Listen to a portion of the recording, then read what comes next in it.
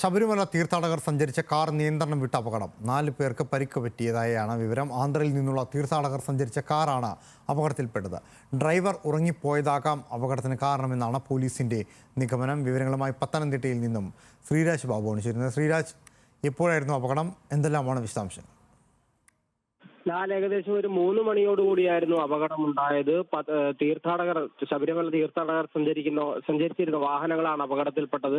2 വാഹനങ്ങളാണ് അപകടത്തിൽപ്പെട്ടത്. അതിൽ ആന്ധ്ര സ്വദേശികളും തമിഴ്നാട് സ്വദേശികളും സഞ്ചരിച്ചിരുന്ന 2 കാറുകളാണ് അപകടത്തിൽപ്പെട്ടത്. ആദ്യമെത്തിയ ആന്ധ്ര സ്വദേശികൾ സഞ്ചരിച്ചിരുന്ന കാറിന്റെ ടയർ പഞ്ചറാവുകയും തുടർന്ന് നിയന്ത്രണം വിട്ട് പോസ്റ്റിലേക്ക് ഇടിച്ചു കയറുകയും തുടർന്ന് റോഡിലേക്ക് മറിയുകയുമായിരുന്നു ആദ്യമെത്തിയ ആന്ധ്ര സ്വദേശികളുടെ കാർ. തുടർന്ന് പിന്നാലെ തമിഴ്നാട് സ്വദേശികളുടെ കാർ ഈ നിയന്ത്രണം വിട്ട് മറിഞ്ഞ ആന്ധ്ര സ്വദേശികളുടെ കാറിലേക്ക് ഇടിച്ചു കയറുകയായിരുന്നു. അത്തരത്തിലായിരുന്നു അപകടം സംഭവിച്ചിരുന്നത്. ആന്ധ്ര സ്വദേശികൾ സഞ്ചരിച്ചിരുന്ന കാറിലുണ്ടായിരുന്നവർക്കാണ് പരിക്കേറ്റിട്ടുള്ളത്.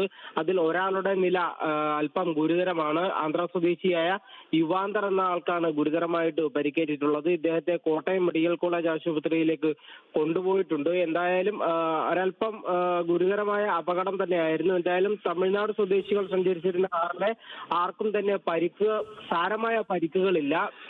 ഈ ഡ്രൈവർ ഉൾപ്പെടെ 4 പേരായിരുന്നു ആന്ധ്ര സ്വദേശികളുടെ കാറിൽ ഉണ്ടായിരുന്നത്. അതിൽ ഒരാൾക്കാണ് ഗുരുതരമായിട്ടുള്ള പരിക്കേറ്റത്. ആദ്യം പോലീസ് പറഞ്ഞിരുന്നത് ഡ്രൈവർ ഉറങ്ങിപ്പോയതാകാം അപകട കാരണമെന്നായിരുന്നു. എന്നാൽ പിന്നീട് വണ്ടി പരിശോധിച്ചപ്പോഴായിരുന്നു മനസ്സിലായത് വണ്ടിയുടെ മുൻവശത്തെ ടയർ പാച്ചായിട്ടുണ്ടായിരുന്നു.